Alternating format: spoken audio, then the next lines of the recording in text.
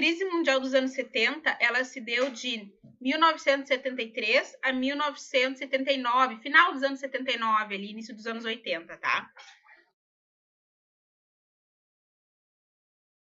Foi gigantesco, porque, na verdade, ele durou praticamente uma década, né?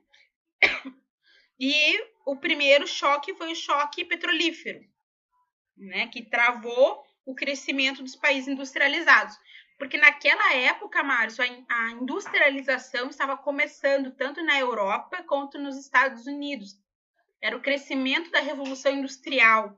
Então, o consumo de petróleo, ele era gigantesco.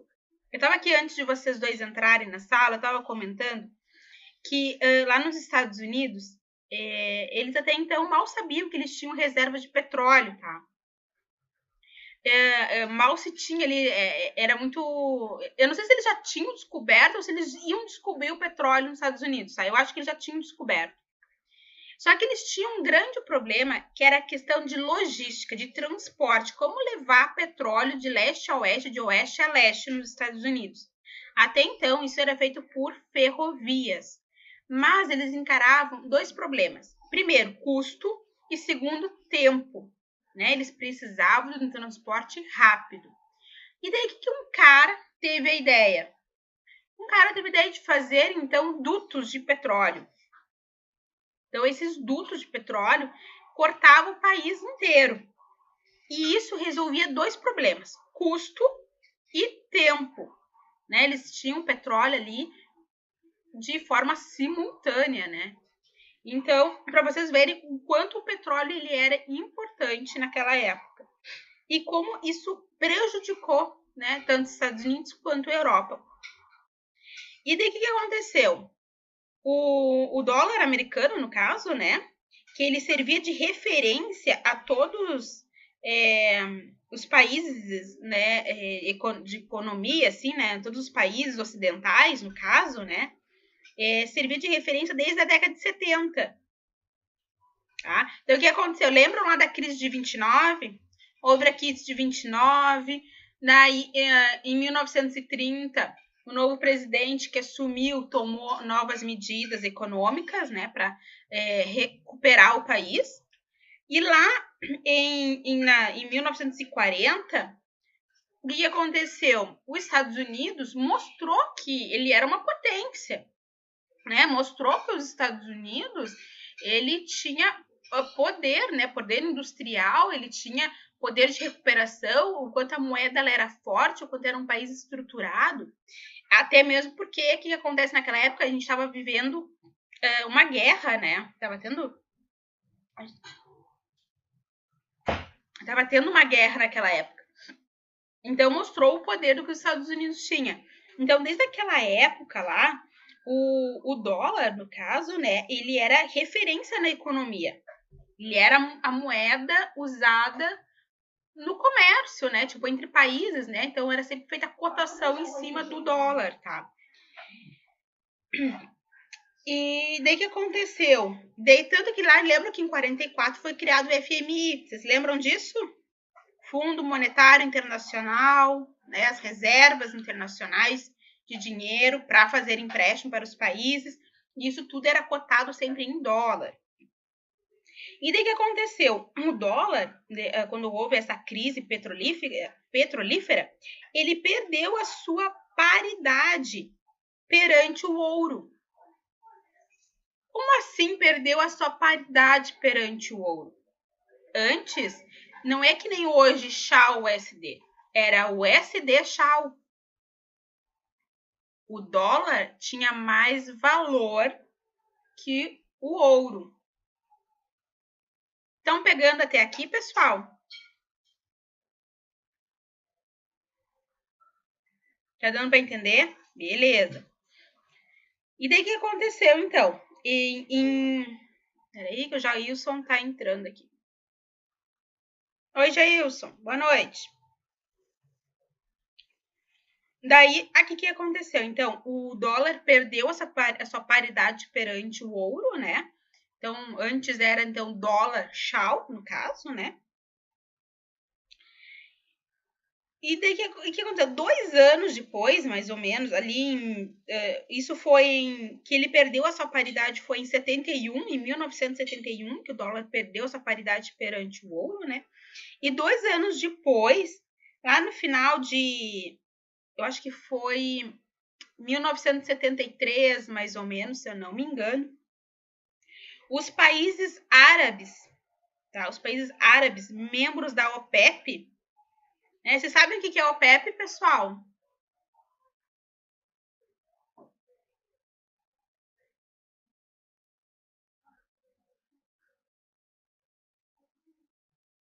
Pessoal, vocês estão aí? Vocês sabem o que é OPEP? Quem sabe o que é OPEP?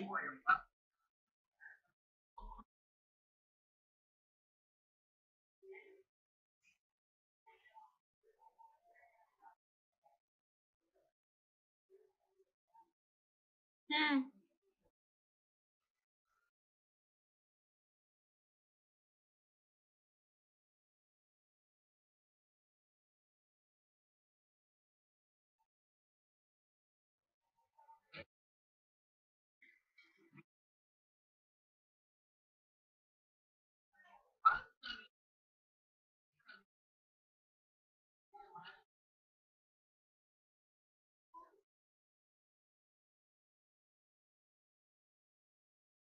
É, mais ou menos, Márcio, mais ou menos. A OPEP, gente, ela é a Organização dos Países Exportadores de Petróleo. Tá? Então, o que ela é? É composta por países como, por exemplo, a Venezuela, Equador, Catar, Irã, Iraque, Emirados Árabes Unidos, tá? Daí tem outros países ali da África, deixa eu ver, a Nigéria, Angola, e tem mais outros dois que agora eu não me lembro. Tem mais outros dois que agora eu não me lembro. Esses são os países que compõem a OPEP, tá? Que é, então, a Organização dos Países Exportadores de Petróleo.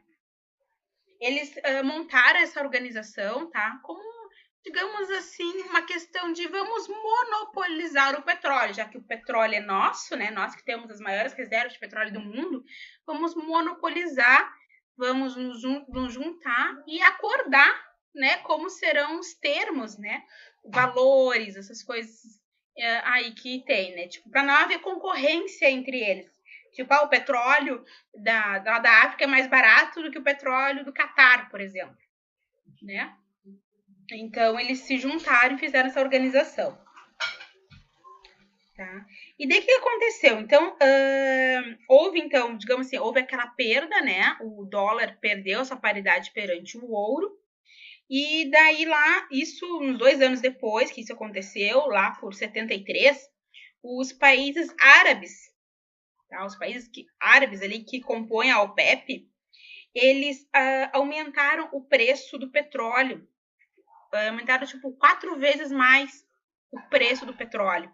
Então, se valia antes, vamos dizer assim, o barril, um exemplo, tá?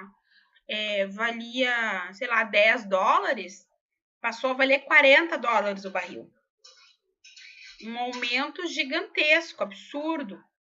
E isso foi assim, ó, foi do dia pra noite, sabe? Tipo, eles se juntaram lá, os países árabes, ó, vai taxar, vai subir. E por que eles fizeram isso? Porque eles diminuíram a produção de petróleo, tá? Eles diminuíram a produção de petróleo.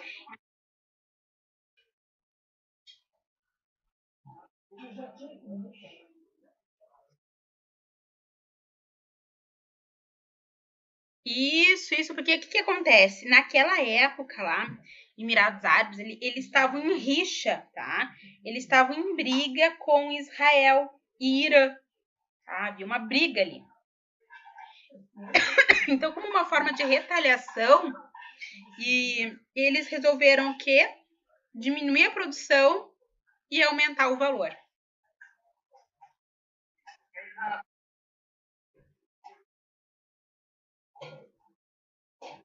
Sim, sim. Então, imagina, aumentando 4 vezes, é bem isso, aumentou a inflação. Pode falar, Márcio.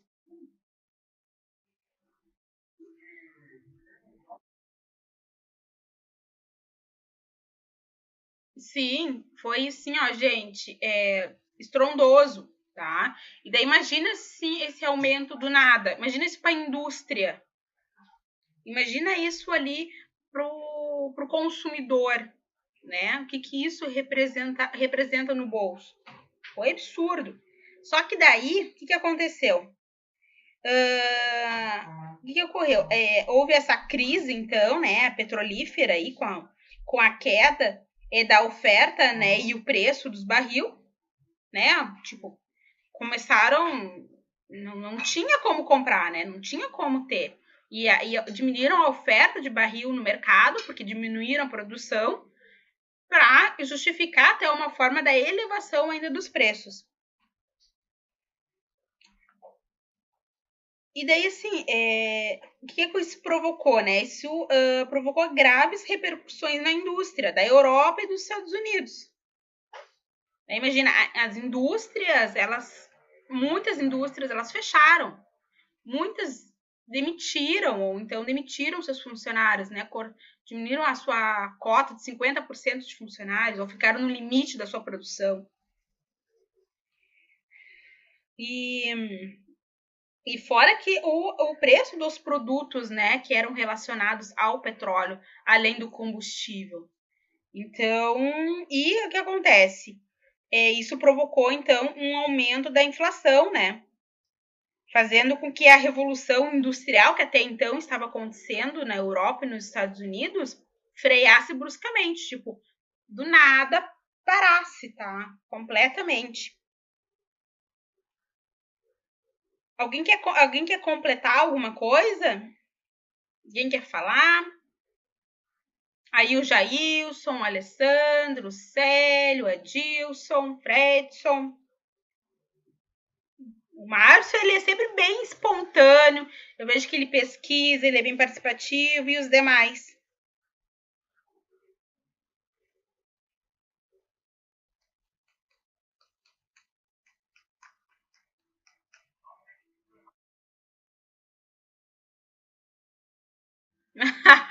Hoje estava brigando com o MEI. E aí, pessoal? Vocês estão muito quietinhos? Ninguém pesquisou nada disso?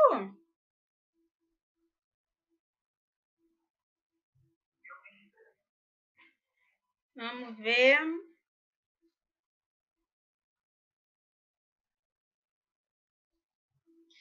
Então, vamos lá. Se alguém quiser se manifestar, escreve ali no cantinho que vai ganhar estrelinha. Tá? Quem participar ganha estrelinha. Então, assim, ó, pessoal. Apesar da crise ela ter sido gigantesca, ela ter sido uma crise que quase que parou, não vou dizer quase, né? Ela parou praticamente a economia do mundo, né? Parou a indústria, muitas quebraram, muita demissão, teve muita coisa, muita coisa. Só que apesar disso tudo,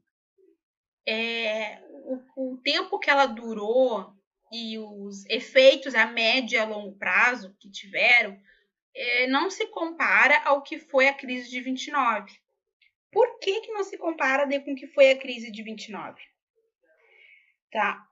Porque assim, ó, ao mesmo tempo que houve um aumento da inflação, né, também houve um aumento no salário das pessoas.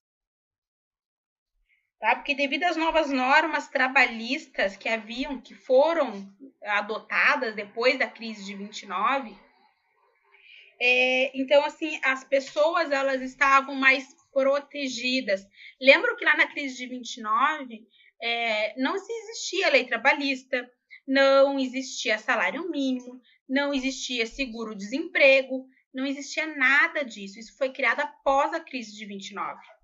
Então, quando veio essa crise, as pessoas elas estavam mais amparadas, né? Porque tinha, então, as regras trabalhistas, tinha seguro-desemprego, tá? O salário, né? Ele sofreu correção, ele sofreu ajuste. Claro que não foi proporcional, óbvio que não, mas ele sofreu uma correção devido à inflação, tá?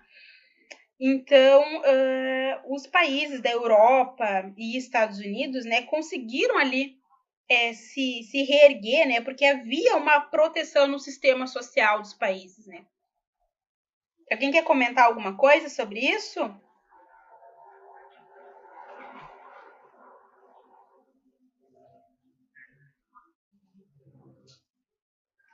Deixa eu ver. Ai, não tá rolando aqui meu coisinha.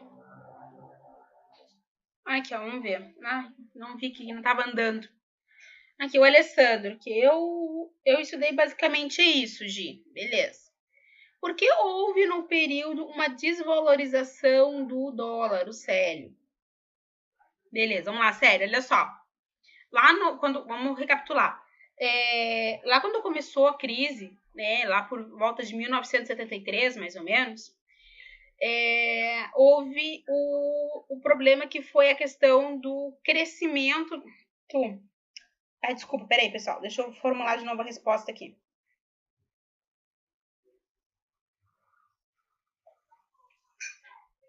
Assim, ó.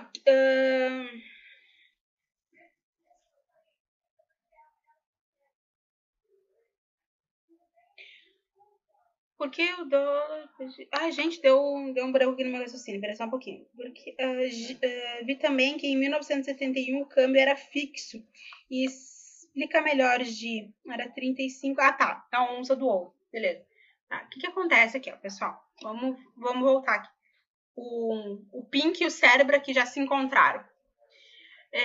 Lá na época de 1970, lembra que eu falei para vocês que a referência no câmbio era o dólar. Tá? A referência na economia mundial era o dólar. Assim como é hoje, porém, tem uma certa diferença. Era ele que predominava, tá? Beleza até aqui, né? Daí, o que aconteceu? Aconteceu duas coisas na década de 70. Duas crises, que foi a crise petrolífera e a crise do ouro. A petrolífera, que foi por causa do aumento nos barris de petróleo, no preço do barril de petróleo, lá por causa da Arábia Saudita, né, dos países árabes lá, que resolveram aumentar devido a uma guerra que eles estavam tendo ali com o Irã, tá? E na diminuição da produção de petróleo. Beleza, isso afetou os países, né? Porque o aumento aí foi absurdo, foi 4 vezes mais o valor do barril, né? Proporcionando aí um aumento de 400 vezes a mais em cima do valor. Só que o que acontece com o ouro? O petróleo, pessoal, e o ouro, eles têm uma correlação muito forte. Por quê? Porque eles são, vamos dizer assim, metais. Tá? Vamos dizer assim dessa forma, eles são metais. Eles têm um valor em cima, um valor no qual eu não preciso que nenhuma instituição financeira ou nenhum país me diga que ele vale. Né? Por exemplo, o dólar, eu preciso que os Estados Unidos e a instituição lá dos Estados Unidos afirme que o dólar tem valor. Aqui no Brasil, eu preciso que o presidente, o país afirme que o real tem valor. Petróleo e ouro, não. Certo? Petróleo e ouro, eu não preciso que ninguém me ateste que isso tem valor. Porque ele é um metal, ele é um minério. Certo? Daí, o que aconteceu? O ouro, ele começou a ter demanda. Vocês lembram que lá nos Estados Unidos se falava muito da febre do ouro? Vocês já ouviram falar disso, a febre do ouro nos Estados Unidos? Já, né? Aqui no Brasil também tivemos, aqui isso, a febre do ouro aqui no Brasil foi mais lá na época da colonização, tudo mais, né? Mas lá nos Estados Unidos não foi tanto lá naquela época da colonização. A febre do ouro nos Estados Unidos, ela se estendeu por muito tempo, muitos anos. Tá? Até há pouco tempo atrás, até ali o século XIX, ainda havia muito disso da febre do ouro, tá? O que aconteceu? A produção e a quantidade de ouro no mundo começou a diminuir. Tá? Começou a diminuir. E o metal ele começou a ficar mais escasso E isso faz com que ele se valorize, o valor dele suba. Então, fez com que houve, então, uma desvalorização. Ali começou uma desvalorização do dólar. Tá? Começou ali, digamos assim, especialistas, né, na época, vamos dizer assim, a especular que ia haver uma desvalorização do dólar. E daí, o que confirmou essa desvalorização do dólar perante o ouro? Foi quando aumentou o preço dos barris de petróleo. Quando isso aconteceu, o câmbio mudou. Ele deixou de ser dólar XAU, né, USD XAU, e passou a ser XAU USD. Tá? Então, assim, e quando a gente fala ali, uma onça de ouro, ali que o Alessandro perguntou, onça, para quem não sabe, é uma medida, tá? É uma medida, tipo 1 quilo, 1 grama. Só que no caso, onça, ela é uma medida muito mais específica, tá? Então, por exemplo, como Márcio.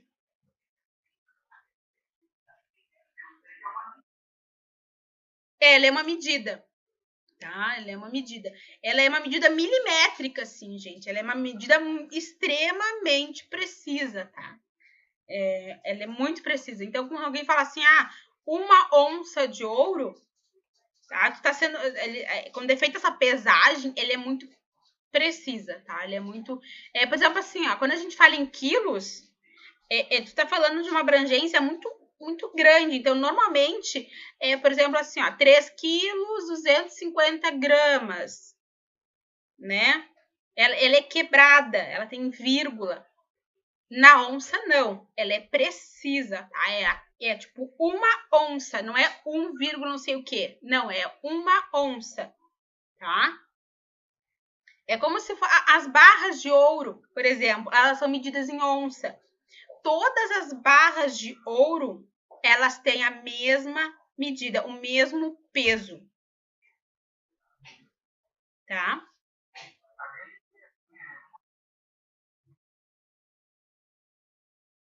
Imagina, olha só que a gente tá falando gramas, o quanto ele é preciso, né? No caso, a medição, tá? E daí o que acontece? Aqui o Alessandro falou que Gi explica melhor o câmbio que era fixo. Beleza. Então, por exemplo, assim, pessoal. $1. Vamos usar esse exemplo, tá? $1 para 1 onça era igual, era fixo. O valor do dólar, ele não sofria nunca sofria variação perante o ouro. Era sempre fixo. Vou explicar melhor dando um exemplo aqui do Brasil, que daí acho que fica mais fácil de vocês entenderem. Na época do Collor, tá? Na época do Collor, o real não, qual que era a moeda naquela época? Era cruzeiro? Cruzado. Era cruzado. A minha mãe gritou ali cruzado. É isso, mãe? É cruzado? Tá. É cruzado. Beleza. Então, olha, era... Enfim, como não era da minha época, né? Então, o que acontece? Naquela época, um cruzado e $1 era a mesma coisa. Tá? Então, isso é um câmbio fixo. Entenderam? Então, se eu tinha 5 cruzados, eu tinha $5. Era fixo. Só que daí aconteceu. Aqui no Brasil, naquela época, a produção de papel moeda, ela se dava em cima da compra, né? Precisava de ter ouro para comprar papel moeda, para produzir papel moeda. Só que isso mudou, tá? Isso mudou. Né? Os países se juntaram e unificaram, melhoraram a questão do câmbio para que houvesse uma igualdade. Então, na época do Collor, parou de se usar o ouro como valor, né, monetário de compra para a produção de papel moeda.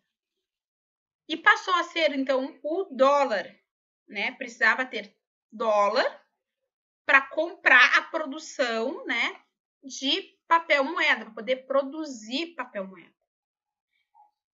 Então, isso quebrou completamente as pernas do Brasil. O Brasil não tinha reservas gigantescas de dólar. Não tinha. Nem tinha como. Né? Tinha que se ajustar ao novo padrão mundial que havia sido acordado entre os países para fazer igualar, né, o câmbio entre os países. Daí o que aconteceu? O Brasil ele adotou uma outra medida, que é a medida de câmbio sujo. Tá? Câmbio sujo. O que aconteceu? Lá o Collor, né, além dele ter apreendido, confiscado todo o dinheiro que havia na poupança, porque ele precisava capitalizar mais ainda o Brasil, porque ele precisava comprar dólar, porque quando houvesse essa transição, o real ele iria se desvalorizar bruscamente perante o dólar.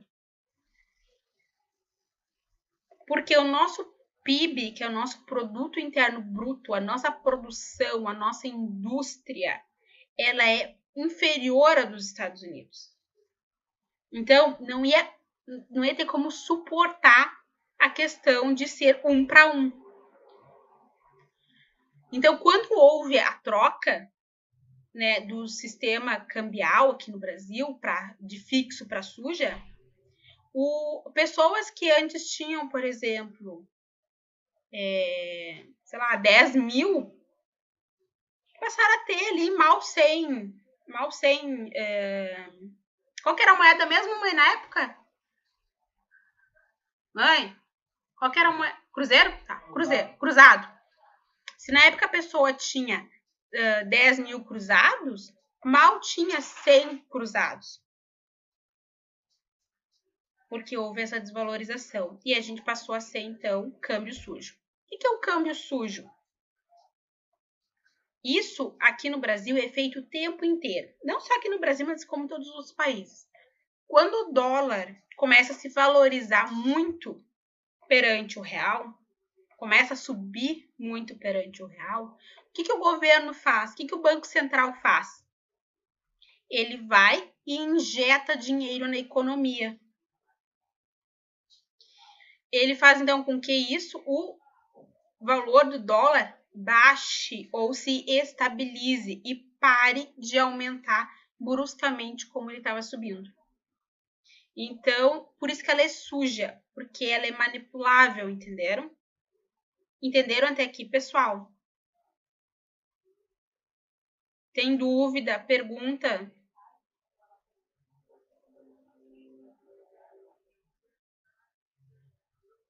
Sim, entendeu? Alessandro, entendeu? Célio, beleza? Timóteo? Fredson, Adilson? Pergunte.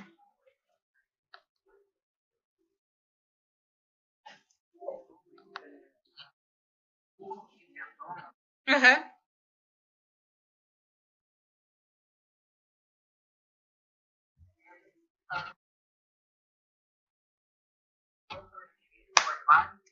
Boa.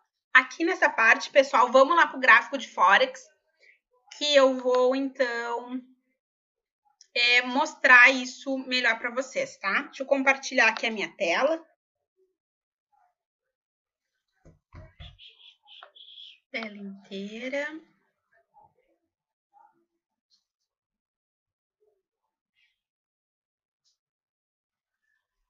Vamos lá. Aqui. Quando vocês estiverem vendo a minha tela, vocês me avisem. Já estão vendo? Eu não consigo ver o chat, tá, pessoal? Tá vendo? Tá, beleza. Então, daí aqui, pessoal, vocês vão ter que falar, porque daí eu tô com um chat ali, ele tá oculto, tá? Olhem só. Aqui eu estou com o EURUSD, XAUUSD e o petróleo. O UOL aqui é petróleo, tá? Então, imagina. Aqui, ó, esse aqui, ó. USO é US Oil. Oil é óleo, né? Que é o petróleo, tá?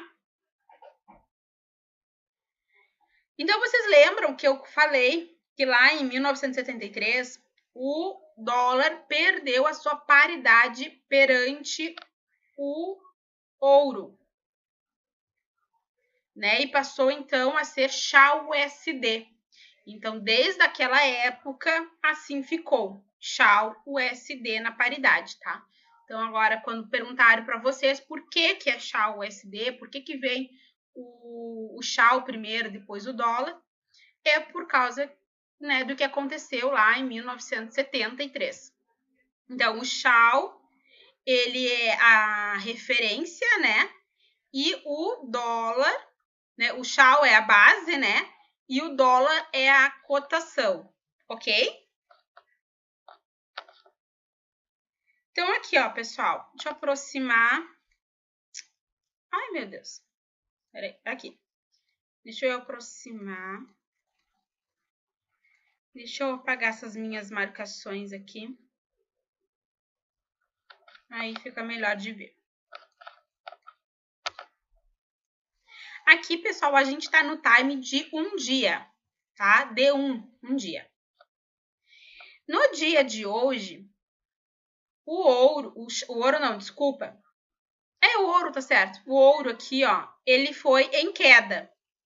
Estão vendo? Né? Foi em queda aqui, ó. Né? Essa vela aqui, ela foi em queda. Beleza. Como é que foi o petróleo? Vamos ver. Aqui o petróleo. O petróleo foi em queda. Olha que a velinha vermelha aqui, ó. Foi em queda. Agora eu pergunto para vocês. Se o ouro foi em queda, o petróleo foi em queda, o que foi o dólar hoje?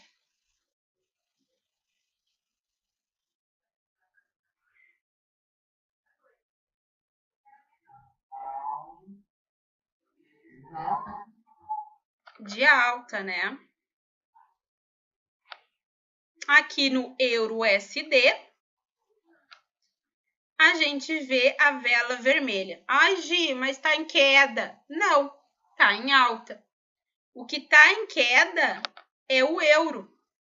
O euro, né? É porque é EURUSD. Euro base, dólar cotação. O que está em queda aqui é o euro perante o dólar. Então, o que aconteceu? O dólar estava em alta. Vocês acertaram.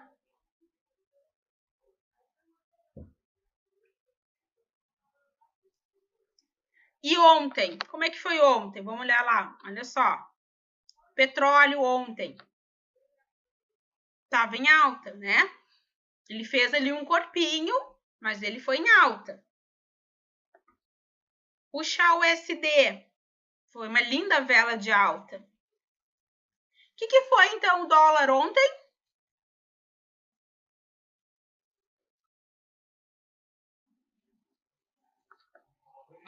Foi de baixa. E o que aconteceu? Exatamente. Então, o que aconteceu? A alta do euro, né? O euro perante o dólar subiu. E o dólar caiu. Entenderam, pessoal, essa correlação? Então, assim, quando vocês, tá, forem fazer análise de mercado, por exemplo, quando eu vou fazer análise de mercado, tá? De manhã cedo, quando eu vejo. E que eu vou ver primeiro? Eu vou ver como é que tá o preço do petróleo, eu vou ver como é que tá o preço do dólar, quem tá em alta, quem tá em baixa, né? Normalmente às vezes pode se acompanhar isso, às vezes eu faço isso na CNN, tá? Na CNN norte-americana. Eles ficam lá passando as cotações, os preços, ou simplesmente vocês podem entrar num site, né, de notícias, de informações, enfim, até ali na InfoMoney também pode ser, e vocês olharem para ver como é que está a cotação. Se a cotação do ouro e do petróleo estiver em alta, sabe que o dólar está em baixa. Se a cotação do petróleo e do ouro estiver em baixa, então o dólar está em alta. E daí quem é investidor, ele já se liga no quê? Como ele vai operar no Forex, né, no mercado cambial, o euro-USD, e no mini índice, no mini dólar, ele sabe como que ele vai operar também.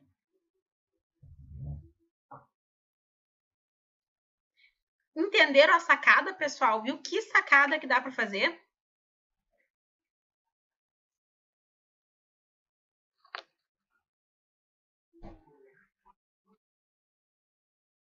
Pode perguntar, deixa eu voltar aqui para vocês. Fala, Márcio.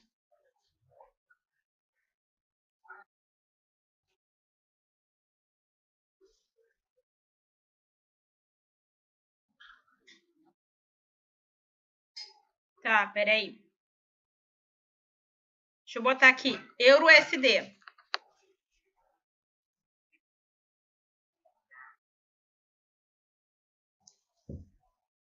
Essa última vela aqui é de hoje, deu um dia.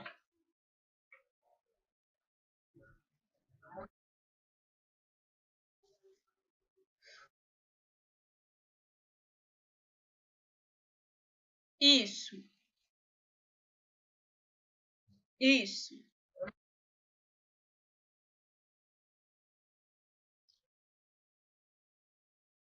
Isso.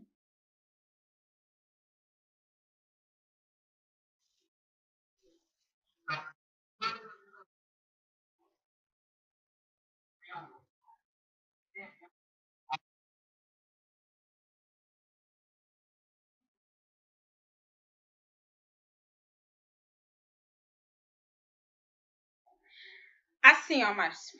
Aí a gente entra em várias questões, tá? A gente daí se aprofunda em geopolítica, em geoeconomia, saber o que está acontecendo naquele dia. Quais são as notícias que está acontecendo naquele dia, tá? Sim, as notícias elas determinam. Só que daí existe o quê? A correlação entre esses ativos, tá? A correlação entre esses ativos.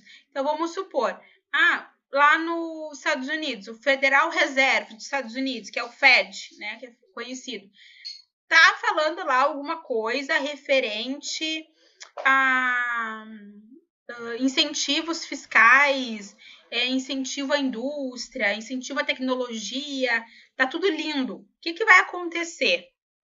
O dólar vai se valorizar. Então, o euro vai perder força perante o dólar, vai se valorizar. Estados Unidos está recebendo inúmeros incentivos fiscais, tá? Lá na Europa, vamos dizer assim que Angela Merkel e Boris Johnson, os ministros lá não estão falando nada, não tem nada assim demais, tá? Daí o que vai acontecer? Os investidores, eles vão sair do ouro e vão para o dólar. Eles vão sair do petróleo e vão para o dólar, porque o dólar está crescendo, ele está se valorizando. Investidor que é especulativo, que é especulador, que é o nosso caso, e que é o caso do mercado de Forex, tá? Ele está sempre atento às notícias, às informações. Porque quem opera Forex, pessoal, ele não opera tipo comprado ou vendido para ficar muito tempo. Ele não opera com a intenção de aplicar o dinheiro, porque o dinheiro não é aplicado no Forex. No Forex ele é especulado, porque está trabalhando câmbio. Tu não está comprando a moeda dólar ou a moeda euro, ou tu não está comprando ouro ou comprando petróleo. Tu está trabalhando em cima da especulação. E esse efeito da especulação tá onde? Tá nas notícias. Tá lá quando alguém tá realmente comprando papel, moeda, dólar. Tá lá onde a pessoa realmente está vendendo barris de petróleo. Entenderam? Respondi a tua pergunta, Márcio, ou te deixei confuso?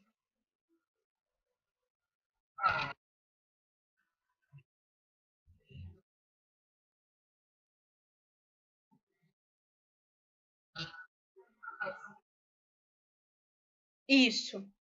Por isso que eu sempre bato na tecla com vocês que para operar Forex, vocês precisam entender de geopolítica e geoeconomia, porque vocês estão trabalhando câmbio. Tá? E para isso, vocês têm que entender um pouco da história, tá? Da questão das crises. Vocês estão começando a aprender o que é a correlação entre as paridades, tá? Vocês estão começando a entender e saber, olha, se tá tendo a alta do petróleo e a alta do ouro, eu sei que vai estar tendo queda no dólar. Então, eu vou entrar vendida no mini índice, no mini dólar, eu vou entrar comprada no euro USD. Então, vocês já começam agora, pessoal, a começar a ter um entendimento, uma visão do que está movendo o mercado. Por que está subindo? Por que está descendo?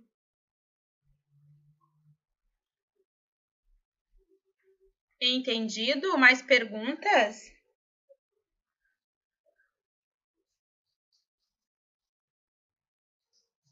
Vocês conseguiram ver isso, pessoal? Ver essa correlação do ouro, do petróleo, do dólar?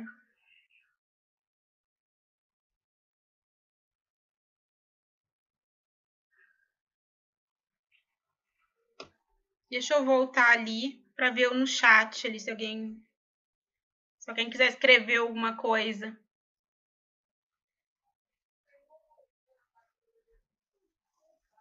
Pessoal, essa parte ela começa a ficar complicada agora, começa a querer dar um nó na cabeça de vocês.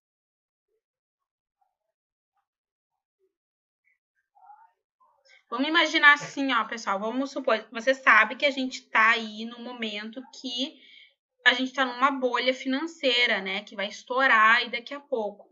Deve estourar em 2022, 2023.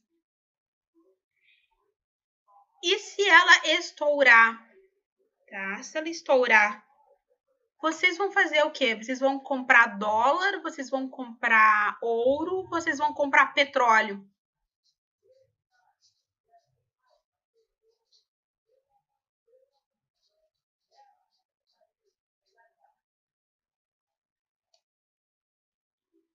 Quando essa bolha financeira que está para estourar, vocês como investidores, como especuladores, como traders profissionais que vocês estão se tornando, vocês vão comprar dólar, ouro ou petróleo? Ouro? Ótimo, vamos comprar ouro. Tá, vamos comprar ouro. Melhores opções, exatamente. O petróleo sempre vai ter algum risco, alguma coisa, porque ele é um minério que não é renovável.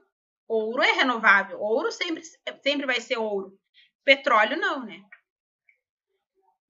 Então, pode ser não, em algum momento futuro nós vamos ter uma crise do petróleo.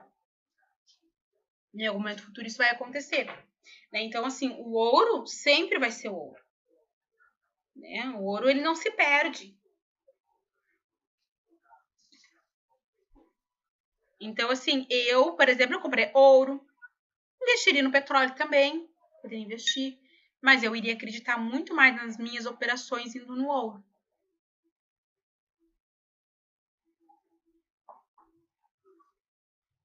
Perguntas, pessoal?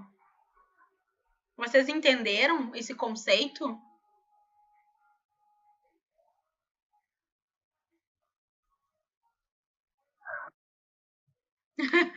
Acho? Não, eu quero dizer assim, ó. Sim, entendi completamente. Qual é a tua dúvida ainda, Márcio? Qual é a tua pulguinha aí atrás da orelha?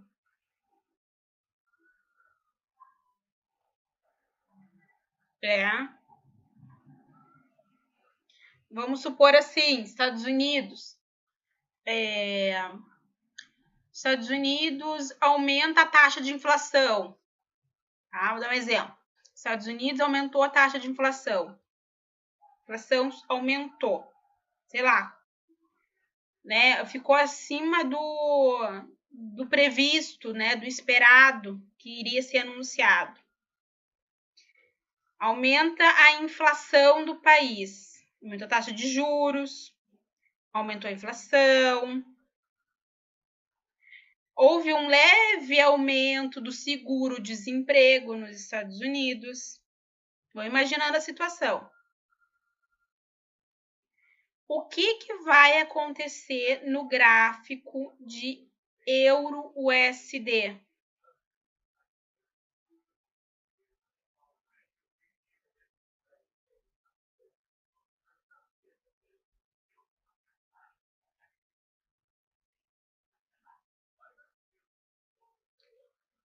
Vai subir, exatamente. Vai haver então a valorização do euro perante o dólar. O euro ele vai subir, o gráfico vai subir. Márcio?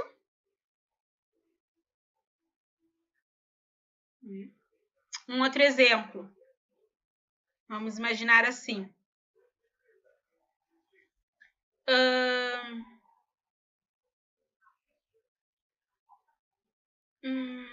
Deus o livre, tá? Deus o livre. Mas vou dar um exemplo. Imaginamos Europa, tá? Com algum problema de vacinação, tá? Houve alguma paralisação por causa de insumos, ou por causa de algum lote de vacina lá que deu algum problema na produção. Como isso meio que já aconteceu, tá? Isso já aconteceu. Espero que não aconteça de novo, mas. Então, lá na Europa acontece isso. E nos Estados Unidos, população inteira já quase vacinada, quase nada de casos de Covid nos Estados Unidos, diminuição brusca nos casos de Covid. O que vai acontecer no gráfico do euro-USD?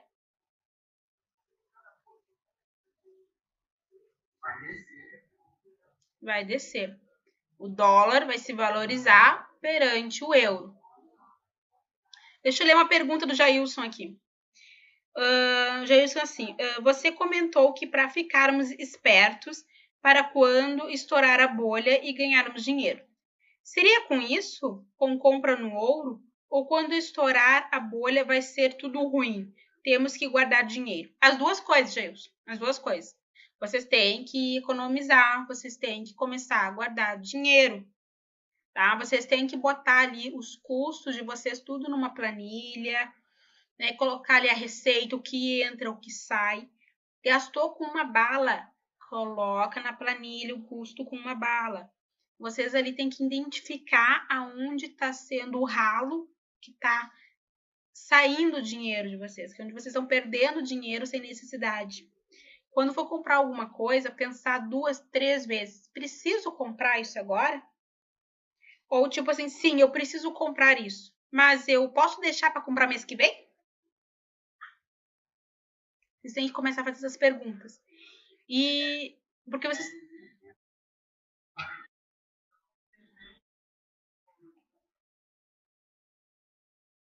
Porque assim, ó, pessoal.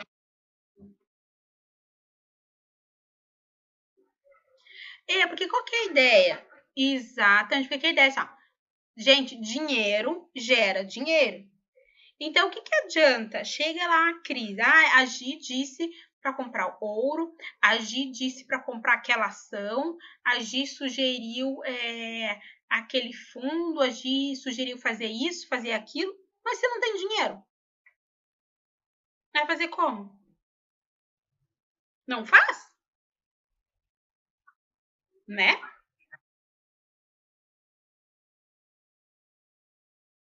Exatamente. Tu tem que ter. Então, assim, ó, quando você começa a poupar, tá? Você começa a ter aquela reserva de dinheiro que você pode usar tanto para uma emergência, quando estourar a bolha, tá? Ou vocês até mesmo pode usar como uma questão tipo, vou comprar mais ouro, vou comprar aquela ação, entendeu? Vou pôr o meu dinheiro em algum lugar que tá rentável, entenderam? Então, assim, Jailson, oi?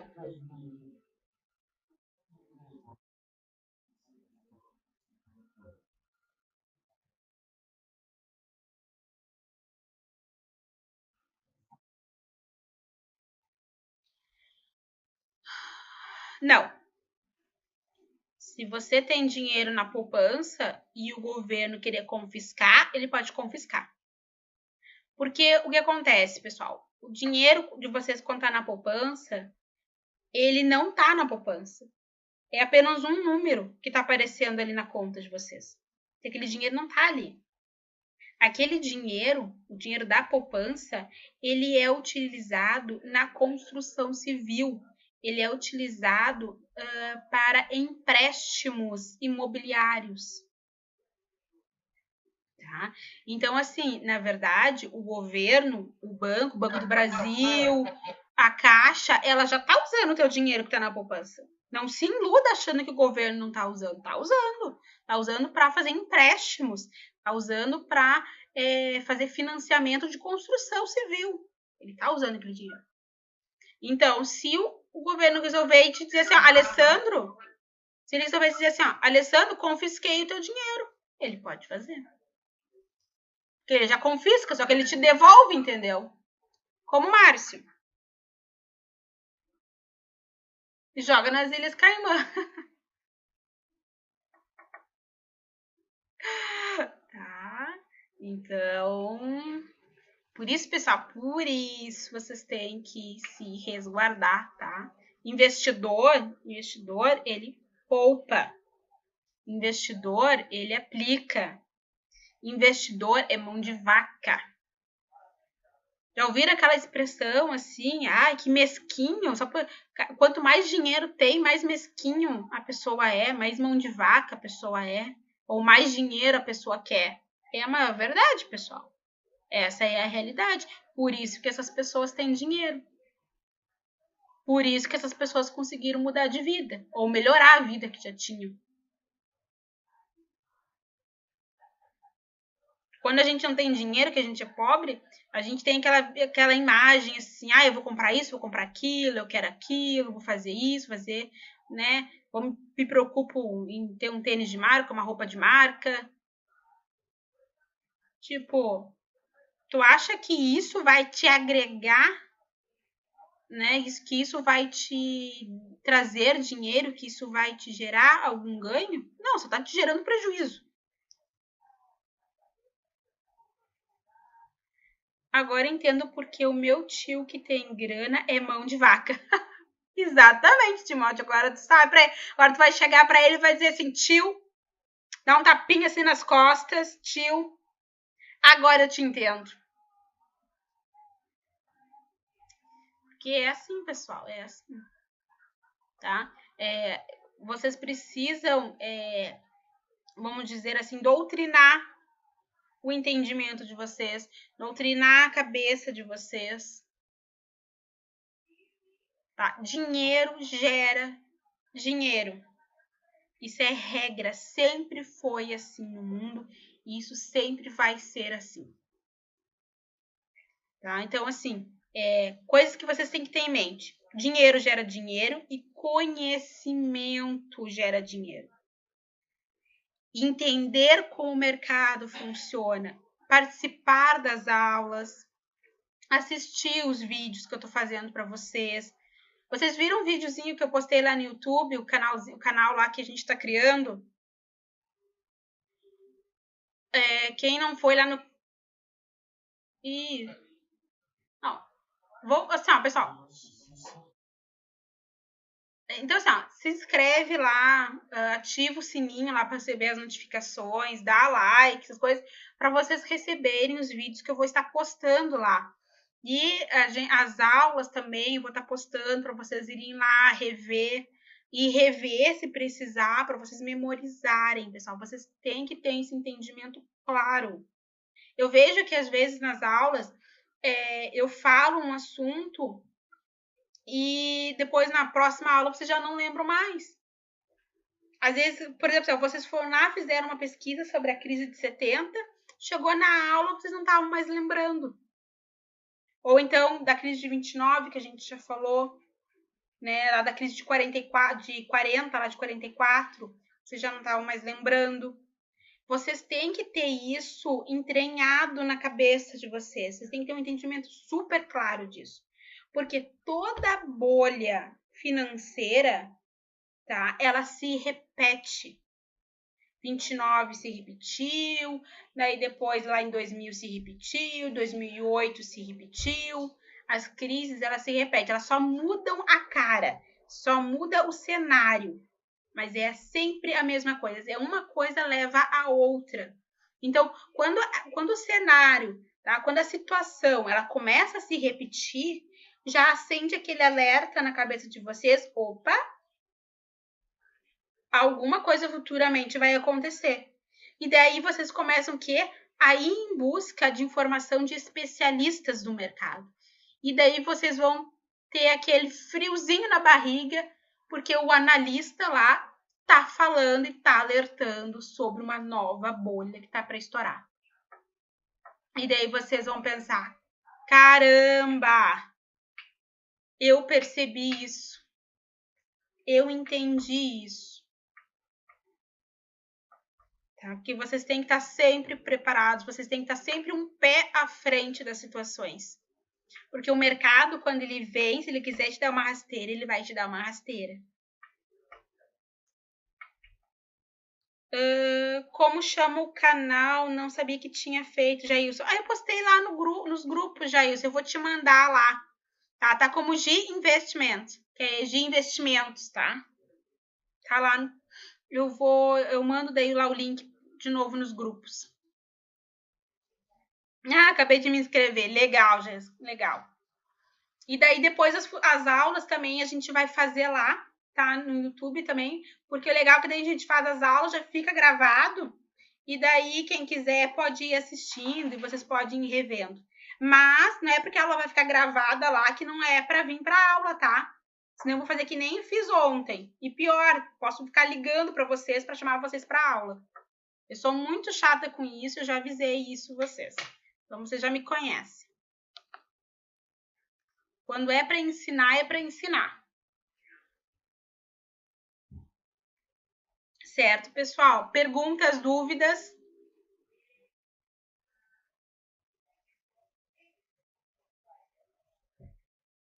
Ficou claro? Todo mundo entendeu?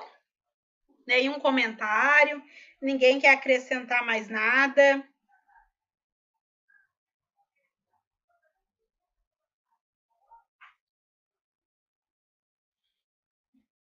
Nossa, que silêncio! Vocês dormiram?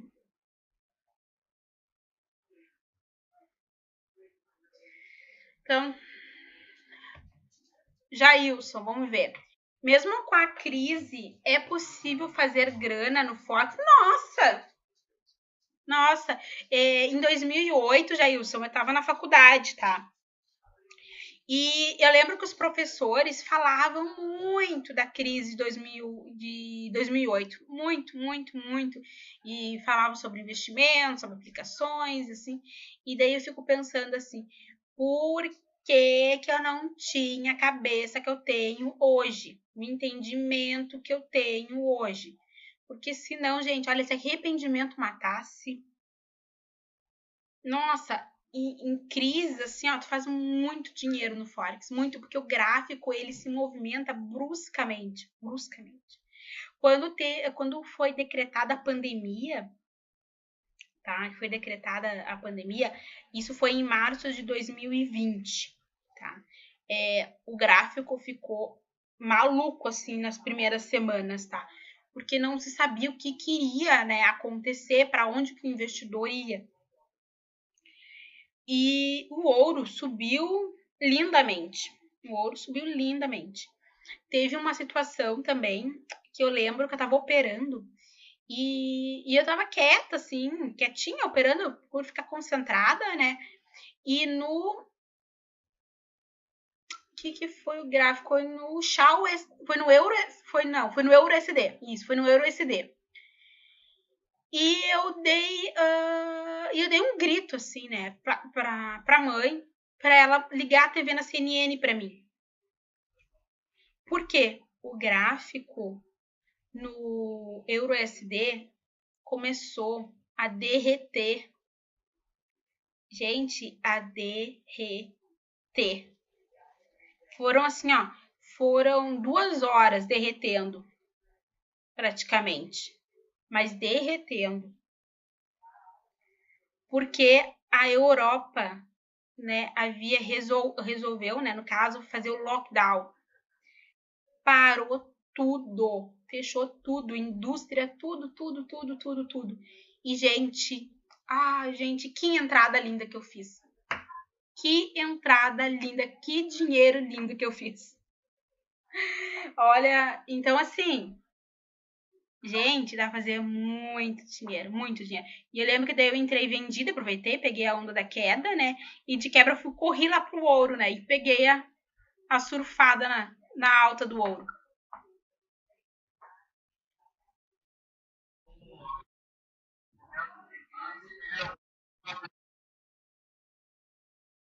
Sim, exatamente. E pessoal, assim, ó, não sei se vocês já ouviram falar que em épocas de crise que se faz dinheiro.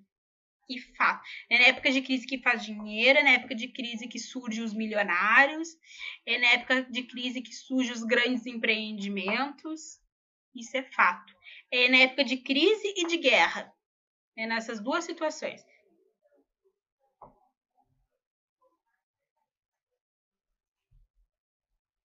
O Alessandro, a cabeça tá abrindo, Gi. Oh! Como eu sou abrir, olha, vai abrindo, que tem muito mais coisa para botar para dentro ainda, hein? Mas que bom que tá clareando a ideia de vocês, o entendimento de vocês ali do andamento do gráfico. O Célio.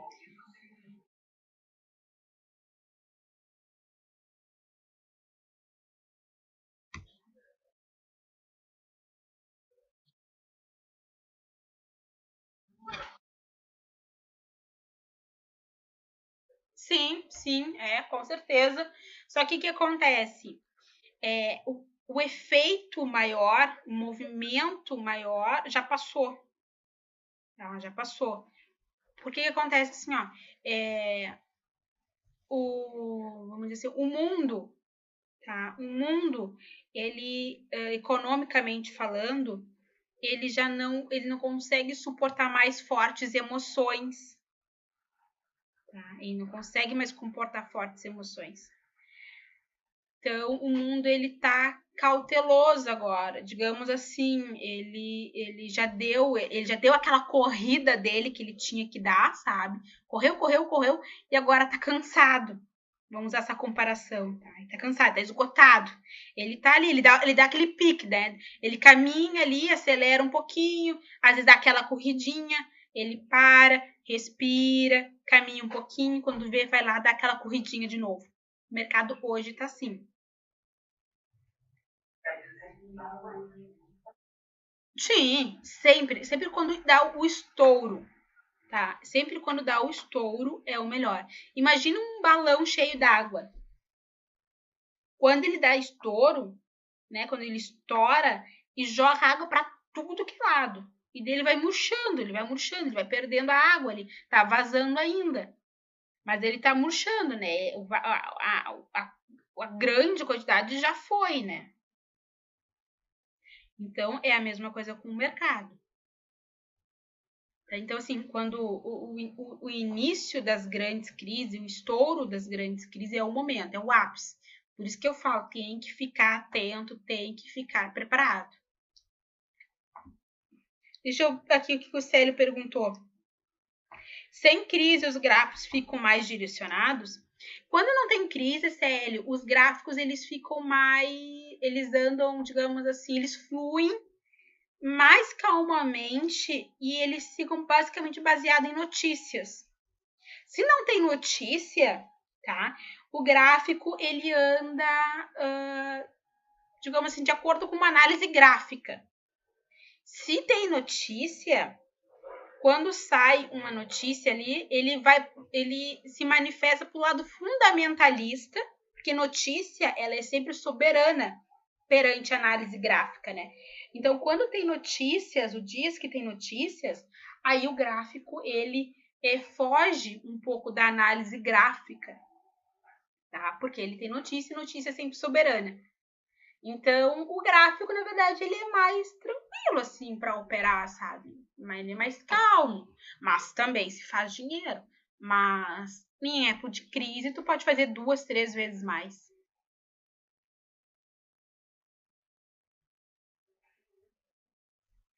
Entenderam?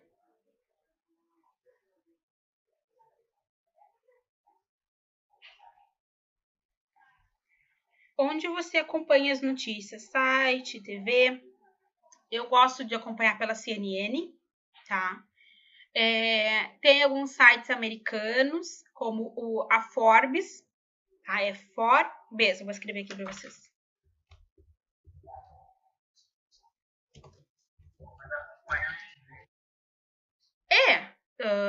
Só é que assim, a gente se acostuma, tá? E de repente, dependendo da. E o que acontece? No começo eu cuidava muito o título da notícia. Sabe? Eu cuidava o título ali e tipo assim, opa, essa palavra aqui me chama atenção. Vocês começam a se acostumar com isso, tá? Opa, essa palavra me chama atenção. Então eu pegava a notícia e passava no tradutor, tá? Então, o que dá para fazer, tá? Mas assim, acompanhar o calendário econômico, tá? Porque ali no calendário econômico tem as notícias que elas são pré-agendadas, né? Que são consideradas notícias de prestação de contas. Então, ali tem ali, tipo, pronunciamento do ministro da Europa, pronunciamento do presidente da economia dos Estados Unidos, pronunciamento do Federal Reserve, né, que é o Fed dos Estados Unidos. Né? Então, ali já tem muita ajuda para vocês. Vocês sabem que naquele momento tem aquela notícia. E daí vocês ficam ali na espera. Tipo, vamos ver o que vai acontecer. Falou alguma coisa lá e o gráfico andou, vocês podem ir na onda, entendeu? Você fala, vamos, o gráfico tá subindo, vamos junto, tá descendo, vamos junto. Já ficam ligados nisso. Entendeu? Então, assim, às vezes não precisa ter aquele conhecimento amplo de inglês. Tem que ficar esperto, tem que ficar ligado, tá? Qualquer coisa usa o tradutor, qualquer coisa fica ligado, sabe que tem informação saindo naquela hora, daí tu vai ficar ligado ali no gráfico, o gráfico se movimentou forte para uma alta, para uma baixa, vocês pegam o embalo. Entenderam?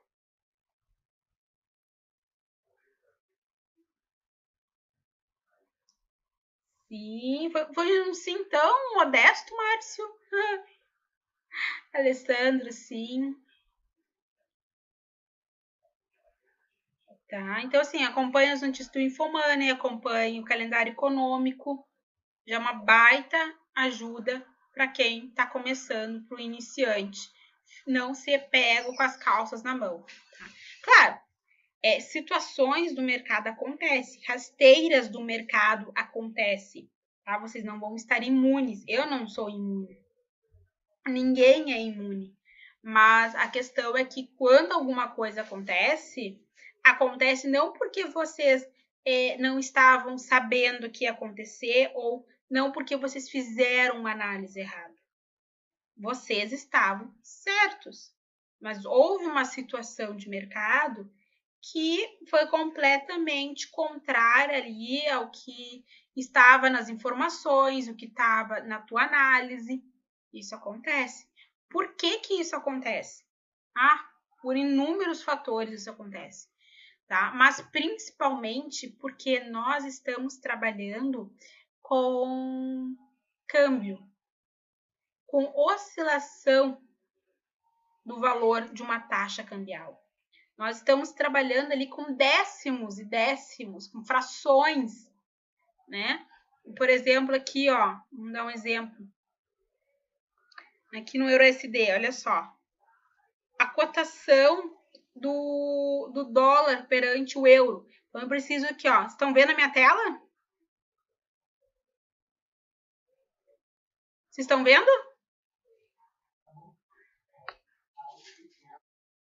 O problema é que aqui ele não amplia aqui essa parte. Mas aqui eu vou falar para vocês, ó. O dólar tá 1,19. Tá? O dólar tá 1,19 redondinho. Tá? Então eu preciso de $1,19 para comprar 1 euro.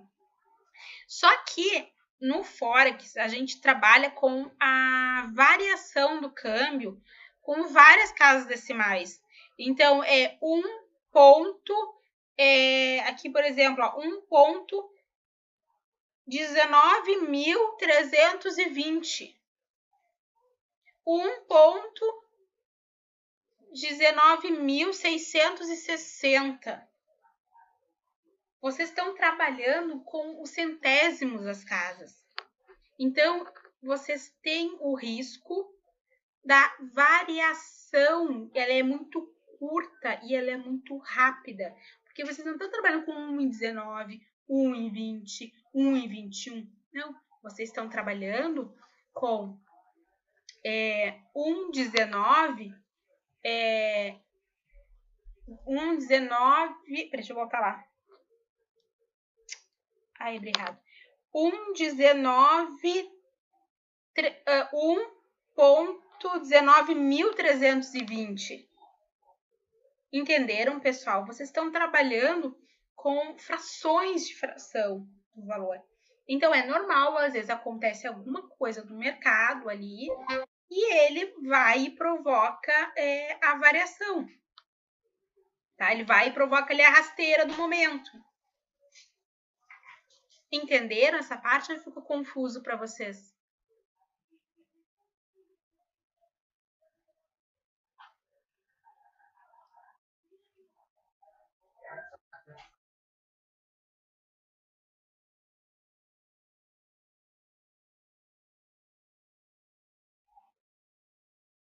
Isso, exatamente.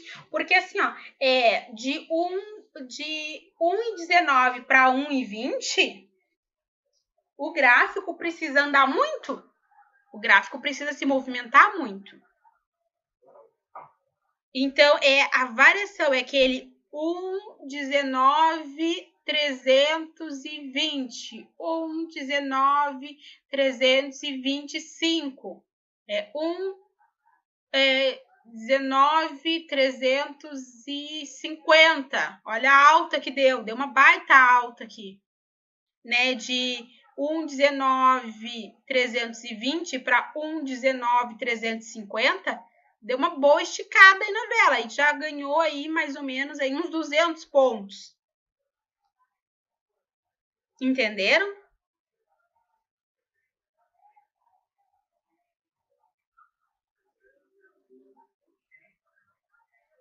Tá. Ah, tá, porque eu não tô mostrando o gráfico. Pera aí. Deixa eu voltar lá. Ai, Gui. Olha só. Vou pegar aqui uma escala. Olha aqui, ó. Aqui, ó. Estão vendo a minha tela? Tá, olha só. Aqui, ó. Vou pegar essa vela vermelha aqui, ó. Tá? De um dia. Essa vela vermelha aqui de um dia. Olha só. Ela iniciou na taxa de 1,18,477, tá? 1,18,477. Quer dizer, desculpa, ela iniciou, não, ela finalizou. Perdão, ela finalizou. E ela começou na taxa de 1,19 297, 119, 297 ela iniciou. E ela finalizou aqui embaixo em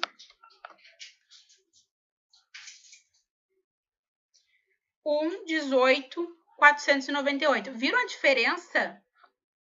E isso, pessoal, das frações ali proporcionou 830 pontos.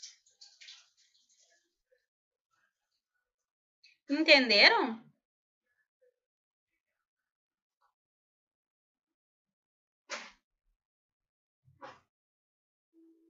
Tá? Ou que nem aqui, ó, por exemplo, ó. Vamos usar aqui um número redondo. Olha só, essa aqui, ó.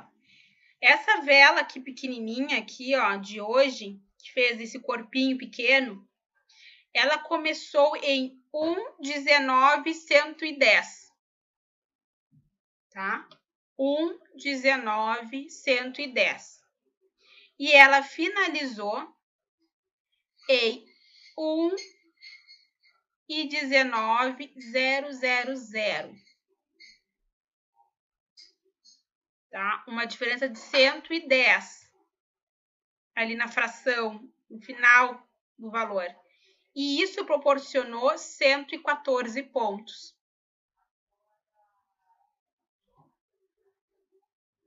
Né? Ou seja, basicamente, o valor do dólar perante o euro não mudou. É 1,19. Não mudou nada, é 1,19. No dia de hoje, permaneceu 1,19 o valor do dólar perante o euro. Só que nós trabalhamos com especulação na fração do câmbio. Então, olhem ali. Iniciou em 1,19,110 e finalizou em 1,19,000. O corpo dessa vela, durante essas duas taxas de abertura e de finalização, proporcionou 114 pontos.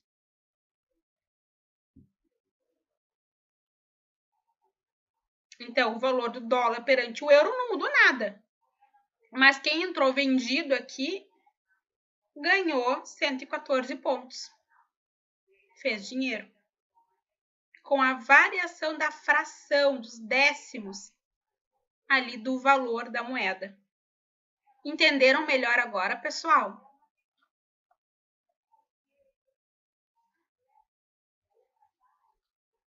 Deixa eu voltar aqui para vocês. Beleza, ficou mais claro agora?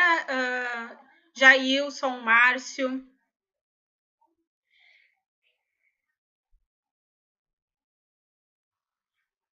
Deixa aqui o Alessandro fazer uma pergunta.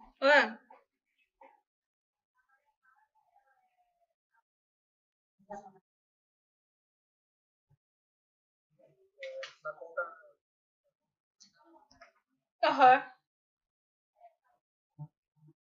Aham.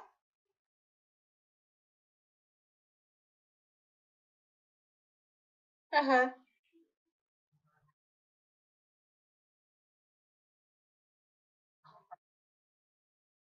Spread. Sim, tem o spread.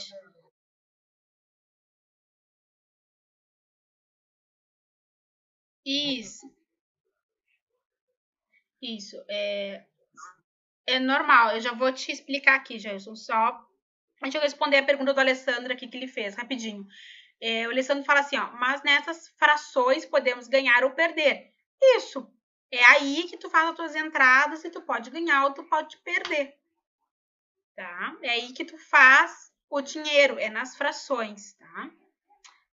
Jailson, respondendo agora a tua pergunta ali. Spread. O spread, pessoal, ele é cobrado por todas as corretoras, tá? E ele é a taxa, né? O valor, digamos assim, da corretagem, tá? É o valor da corretagem. Então, quando você entra no mercado, quando você faz a tua entrada da tua operação, ela não é exatamente na taxa. E deixa eu ver aqui se eu consigo mostrar para vocês.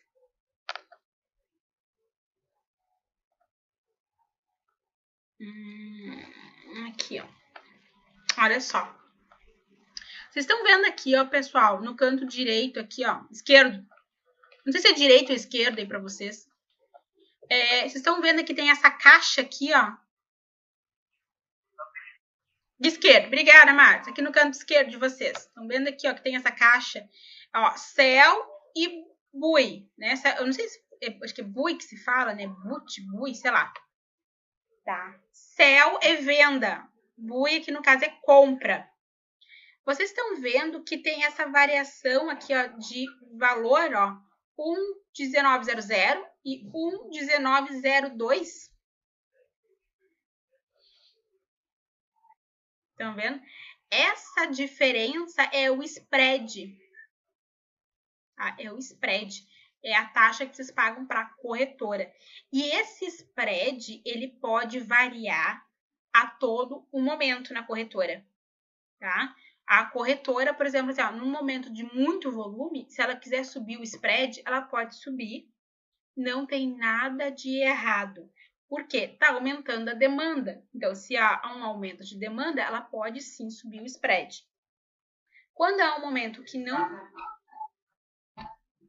Desculpa, Márcia, eu não entendi.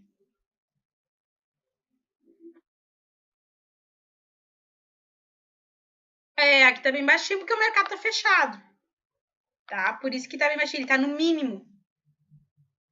Tá? É por isso, porque ele tá no mínimo, tá? Olha só aqui, ó, vou dar um exemplo aqui, ó, em ordens. Olha só aqui, ó, pessoal.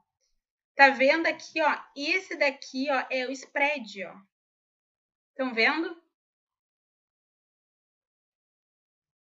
Esse aqui é a boleta, tá, pessoal? É aqui que a gente faz as operações, que a gente entra ou vende. Essa é a boleta. E daí aqui na boleta, ó, ele mostra o spread. É esse espaço aqui, ó, entre essa linha vermelha e essa linha azul. Tá? Então, vamos supor assim, ó. O preço, ele tá mais ou menos, ele tá no meio, tá? O preço, ele tá sempre no meio entre a linha vermelha e a linha azul. Tá? Então, a linha vermelha e azul, elas sobem e descem acompanhando o preço que fica no meio dela. Se eu for, vamos supor aqui, exatamente aqui, entrar vendida, a minha entrada, ela vai ficar aqui, ó, nessa linha azul. Se eu for entrar vendida, a minha entrada vai ficar bem aqui onde está essa linha vermelha. Entenderam?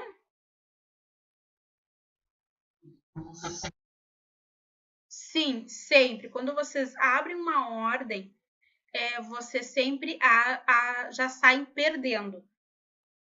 Tá? Vocês sempre saem perdendo. É assim que funciona.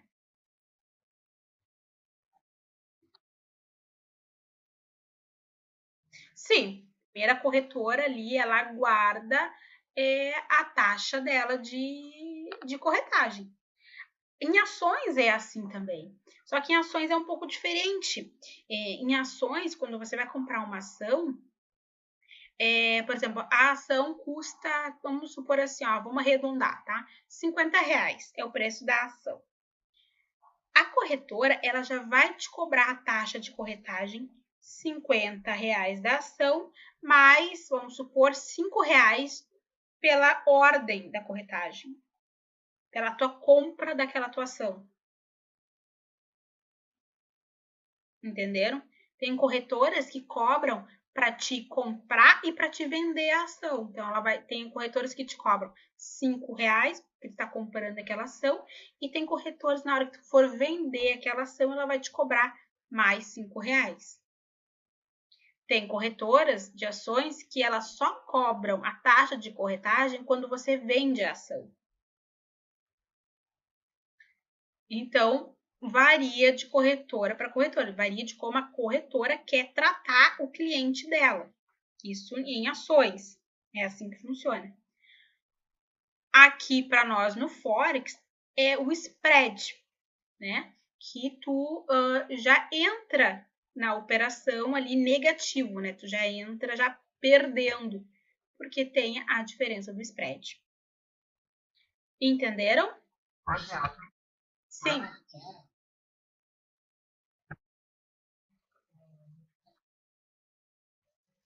Uhum. Não. É que aquele gráfico, aquele Forex lá da IQ é qualquer coisa menos Forex, tá, pessoal? Assim, ó, eu não sei por que a IQ tem aquilo dali, por que ela criou aquilo dali.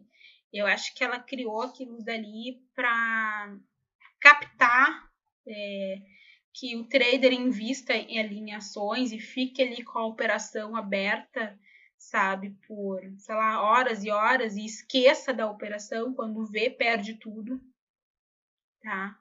Então, assim, eu não sei dizer o que é aquilo dali, o que a IQ inventou aquilo. Tá? Até porque, assim, ó, quando vocês. Aquilo dali que a IQ tem é qualquer coisa menos Forex, tá? Que isso fique bem claro. É qualquer coisa menos Forex. Por quê? Porque aquilo dali que ela inventou não existe no Forex. E segundo, e mais importante, é que as ordens, quando vocês abrem ali na IQ no Forex, elas não vão ao mercado. Tá? Elas não vão ao mercado financeiro. Então, elas estão ali dentro da corretora. Até por isso que se fala muito que a IQ ela é jogatina, que a IQ é cassino, tá? Por isso que se fala muito disso. Porque as ordens elas não vão ao mercado e aquilo ali que foi criado tanto para operações binárias, com aquele time, aquilo dali nunca existiu, tá? Foi uma coisa criada. E aquele operacional de Forex, que criou também, nunca existiu no mercado cambial, foi criado aquilo dali, tá? Entenderam? Sim.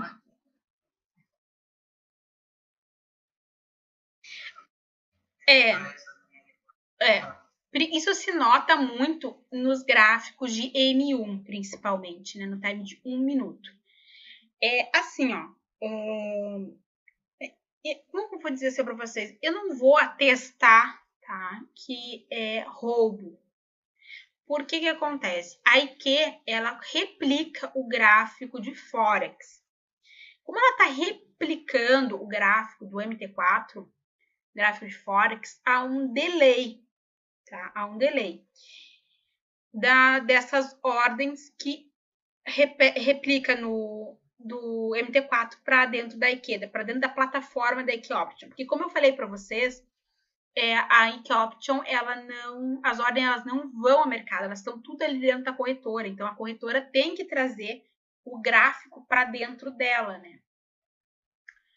E então assim, nesse processo, tá? Existe um delay. Normal. Só que daí, assim, o quanto a IQ, se ela se beneficia desse delay, né? Se ela alonga ou não esse delay, a gente não pode atestar. Tá? E tem outra coisa, quando ocorre esse delay, a IQ, né, ela tem que procurar corrigir esse delay numa próxima vela. Porque ela tem que tentar ficar o mais próximo possível da taxa. Tá? Ela pode ter ali variação ali nas últimas casas decimais, ali tem uma pequena variação. Ok, não tem problema, pode ter, mas ela não pode ter uma variação muito grande. Então, às vezes, por exemplo, no MT4, a vela de 1 minuto estava uma vela verde, um corpo um pouco, sei lá, pequeno, e lá na IQ estava uma vela verde um pouquinho maior.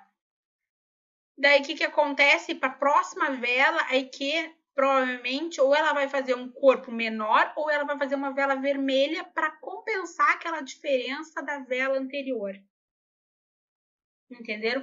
Então, assim, é complicado assim dizer que rouba, ela manipula. Não posso atestar isso, tá? Mas a questão do problema é esse, é a questão do delay, aí que ela tem que se ajustar ali. Tá? E como a IQ ela é binária, no sentido de que é por velas, então isso prejudica o trader, porque ele está operando, digamos assim, procurando adivinhar que cor vai ser a vela seguinte. Né? Porque em OB é basicamente isso. Tu não tá ali querendo ver o sentido do andamento do gráfico. Porque ele pode estar em queda e tu entra ali e a próxima vela seguinte ser uma baita vela verde. E depois continua caindo o gráfico.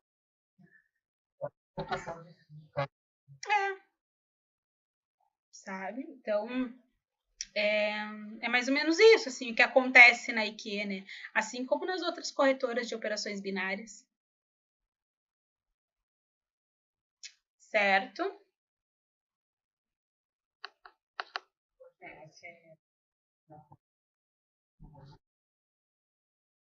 Sim, aqui são os lotes, tá? Ela traz, ó, aí tem um lote de 0,01 e vai aumentando, né? Tem até lote, se tu quiser, por exemplo, botar um lote de 100, né? Você pode entrar com uma ordem com um lote de 100, só que daí tem que ter capital para isso, né? Ela sempre traz no lote de 0,01, que é o lote menor, né? Daí depois vem os demais lotes, que são as frações, né? Das entradas que tu pode dar. Então, aqui na escala vai até 8, mas tu pode entrar com 10, com 20, desde que tenha capital para isso. E é sempre o lote que tu tá multiplicado pela pontuação, né, que você faz, né? Quando você mede aqui, ó, né? Aquela pontuação ali, ó. É a pontuação do meio, 1338.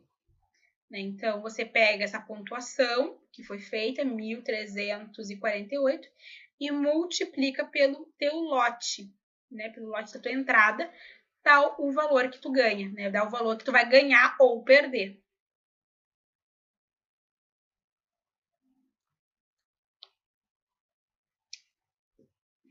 Certo, pessoal? Pergunte.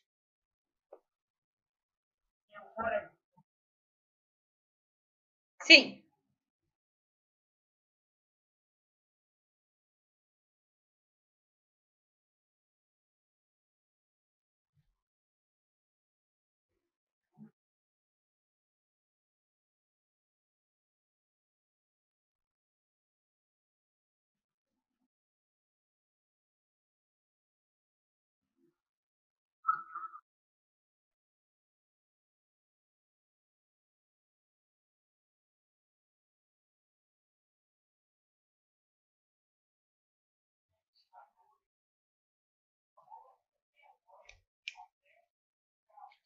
Assim, ó.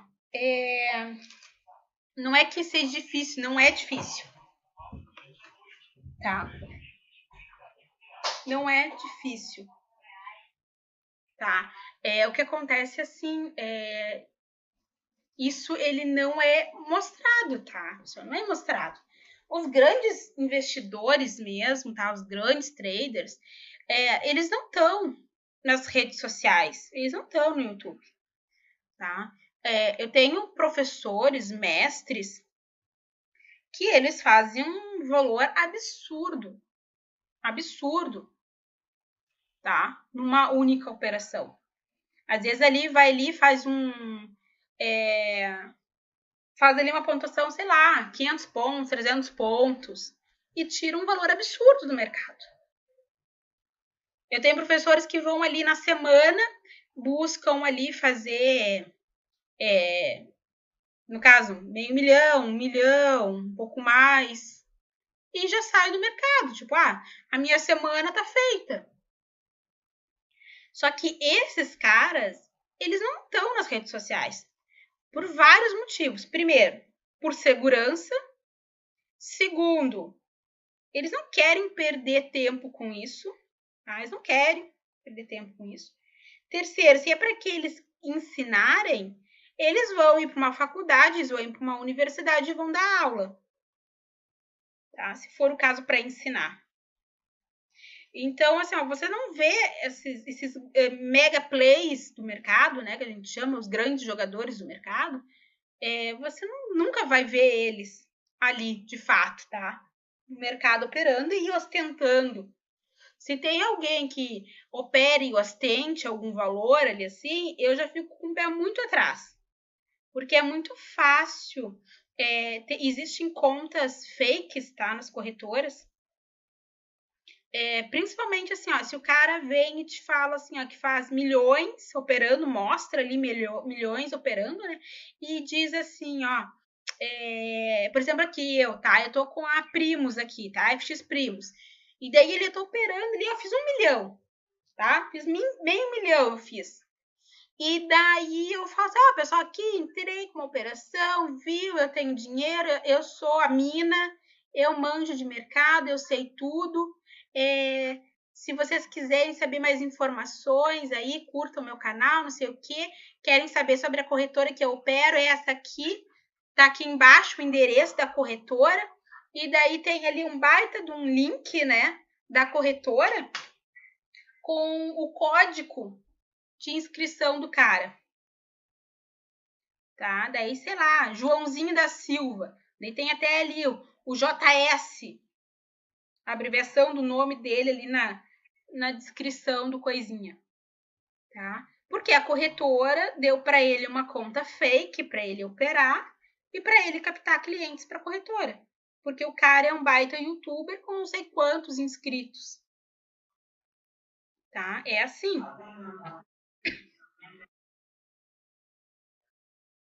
Tem.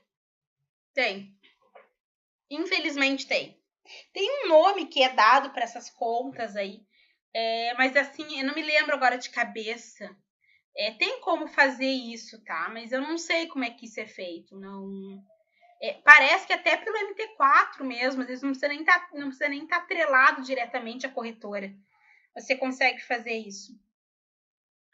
Então, assim, quando vê alguém no YouTube e ostenta, eu já fico muito com o pé atrás, sabe?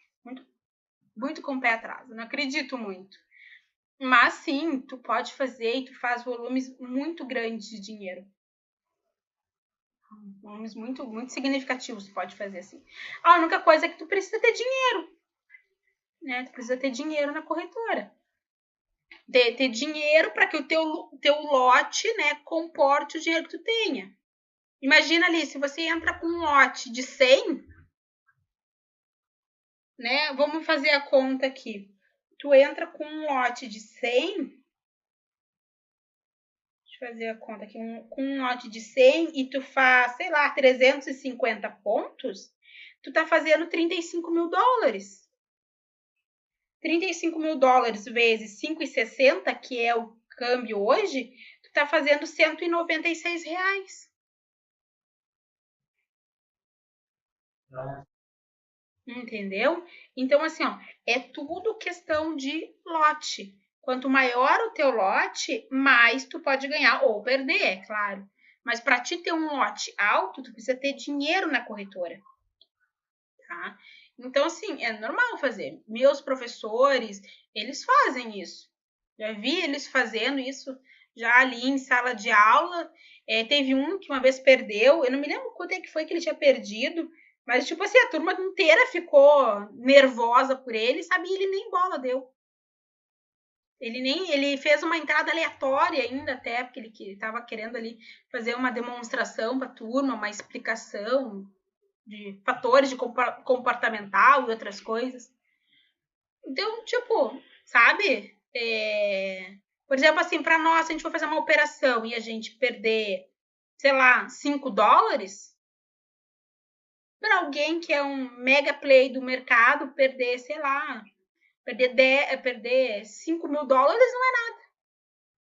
Porque o volume que ele movimenta é muito alto, é muito grande. Espero um dia eu conseguir chegar lá, né? Não sei se eu vou conseguir, mas vamos ver.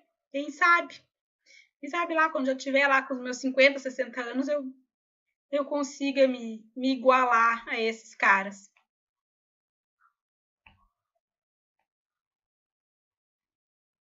Tá? Ou assim, por exemplo, se você. Vamos botar mais para a realidade nossa aqui.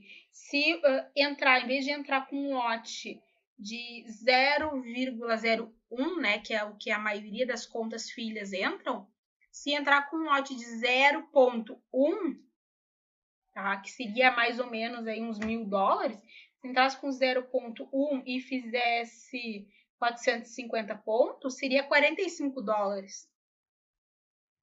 Né? Se você entra com um lote de 1, tu tá fazendo $450. Né? Se você tem um lote de 2, você tá fazendo 8, não, você tá fazendo 8, 2 vezes 450, você tá fazendo $900 se você entra com um lote de 2. Um lote de 2 seria mais ou menos uns $20.000. E daí você, com 450 pontos, faz mais ou menos uns $900. Entenderam? Então, assim, não é uma coisa difícil. Faz e faz muito dinheiro.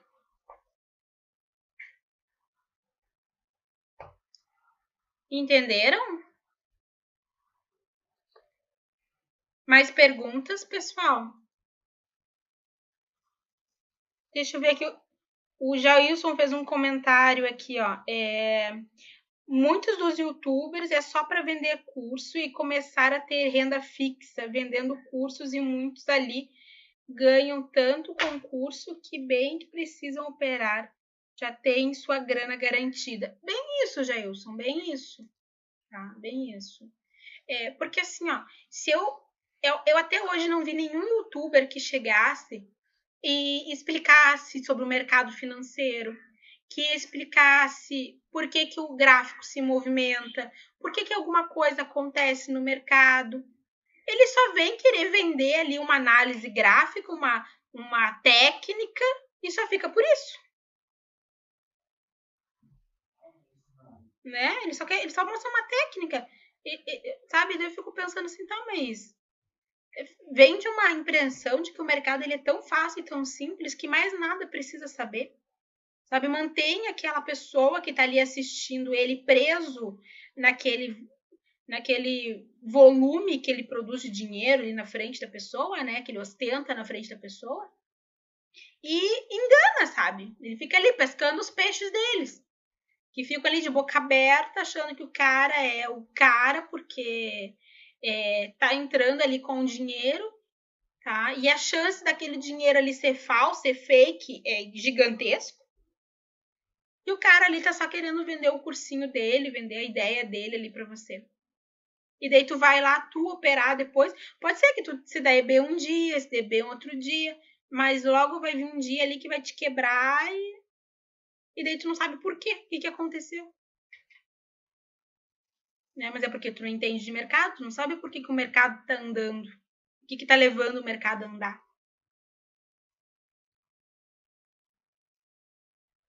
Mais perguntas?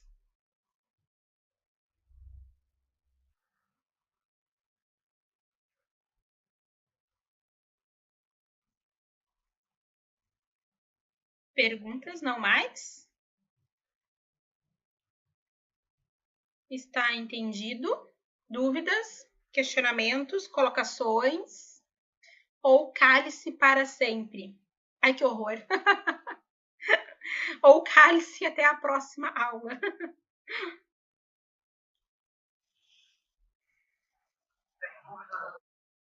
Beleza, então, pessoal. Muito obrigada pela participação de vocês. Gostei muito. Vocês começaram ali um pouquinho travadinhos, mas foram se soltando aí e ficaram bem participativos, assim que eu gosto. E daí eu sei que vocês estão aprendendo, que vocês estão entendendo. Tá bom por hoje, né? Hoje acabou se estendendo aí, mas foi porque a gente foi interagindo e vocês foram perguntando e eu fui tentando responder as colocações de vocês. Então tá, pessoal. Então até a próxima aula, tá? Eu acho que na próxima aula é a crise da internet, da febre da internet em 2000, tá? Então, para a próxima aula, vamos estudar a crise de 2000, que foi a crise da febre da internet, e a de 2001, tá? Que foi referente ao ataque das Torres Gêmeas, tá? Provavelmente essa próxima aula ela vai ser mais curtinha. Vamos falar disso, porque a próximo assunto, tá? É a crise de 2008. Eu adoro essa crise. Ai, que horror falar assim, né? Mas é que ela foi uma crise que aconteceu umas coisas assim, ó, muito fodas, assim, sabe? Muito interessantes, assim, muito malucas. Tá? Então, próxima aula, crise de 2000 e crise de 2001. Tá bom, pessoal? Quem não se inscreveu lá no YouTube, se inscreve, tá? Me deem essa força aí pra gente fazer o canal crescer e a gente aí buscar, ver se a gente consegue captar mais pessoas, né? Para trazer aí para o mundo real do mercado financeiro. Tá, pessoal? Muito obrigada aí por hoje. Tá bom? Qualquer coisa podem me mandar mensagem lá, que eu respondo vocês no WhatsApp, qualquer coisa, tá? Às vezes demora um pouquinho para responder, mas eu sempre respondo. Ah, legal, pessoal. Obrigada aí para quem já se inscreveu lá, já curtiu, tá? Até porque, até mesmo para vocês saberem quando entrar vídeo lá das aulas. Então tá, pessoal. O Marcos aqui me gritou agora que parece que ele já botou mais um vídeo lá. Ai, meu Deus do céu, nem sei o que ele postou lá. Mas ele disse que postou mais alguma coisa. Então tá, queridos, boa noite, um ótimo final de semana para vocês, tá bom? Aproveitem aí para descansar e para estudar. Até mais!